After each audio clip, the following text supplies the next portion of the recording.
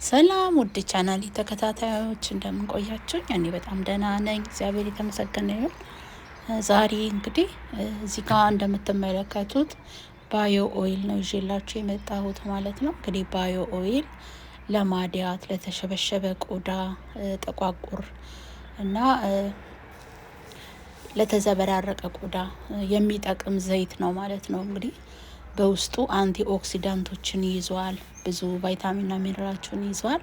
በጣም ጥቅም አለው።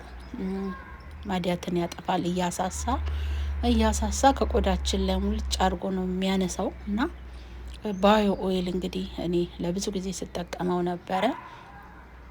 ልፍ እያልኩኝ አስታውሳችኋለሁ። ብዙ ቪዲዮ ነው በባዮ ኦይል ላይ እየሰራሁት ማለት ነው።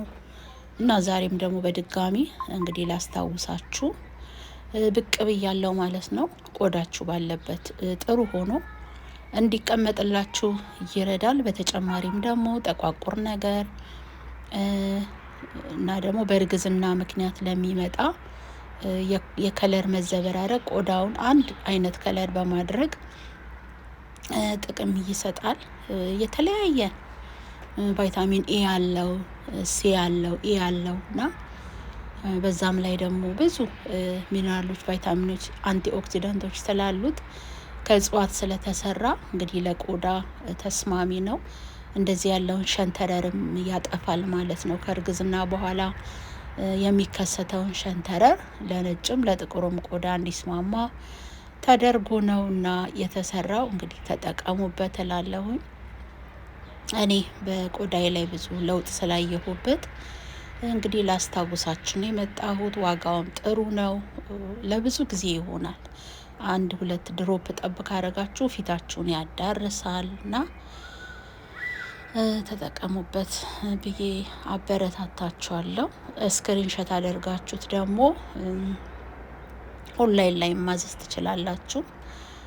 አሊያም ደግሞ አቅራቢያችሁ ያለ ሱቅ ሄዳችሁ መግዛት ትችላላችሁ። ውድ ቤተሰብ እና ደግሞ እኔ ኔትሮጂኒያ ናይት ክሬምም አለኝ። እሱም ለማዲያት ለጥቋቁር ነገር ቆዳችን ጥሩ ነው እንዲቀመጥ ያደርግልናል። አቀባቡም ደግሞ ከስር ሌላ ክሬም እንቀባለን። ከዛን እሱን አሁንም ሌላ ክሬም መደረብ ናይት ክሬም ማለት ነው። የሚስማማንን እኛ የምንጠቀም ቤት ውስጥ ያለንን ባዝሊን ሊሆን ይችላል፣ ኮኮናትም ሊሆን ይችላል፣ ካካኦ በተረም ሊሆን ይችላል እና ይሄ እዚህ ጋር ያለው ክሬም ማለት ነው ቆዳችንን ቡስት ያደርገዋል፣ ያወፍረዋል፣ ያጠራዋል፣ ሙልት ያደርገዋል እና የሚያምር ውበት ያጎናጽፈናል። ደስ የሚል ክሬም ነው።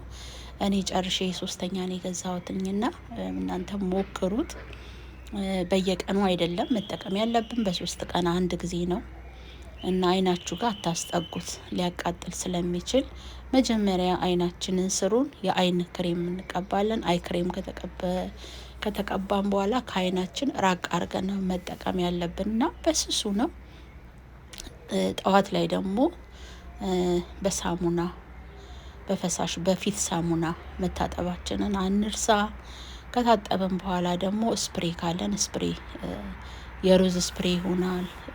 እርጥበት ውሃም ቢሆን አርጥበን ክሬም ተቀብተን ከታጠበን በኋላ በፎጣ እናደርቅም ፊታችን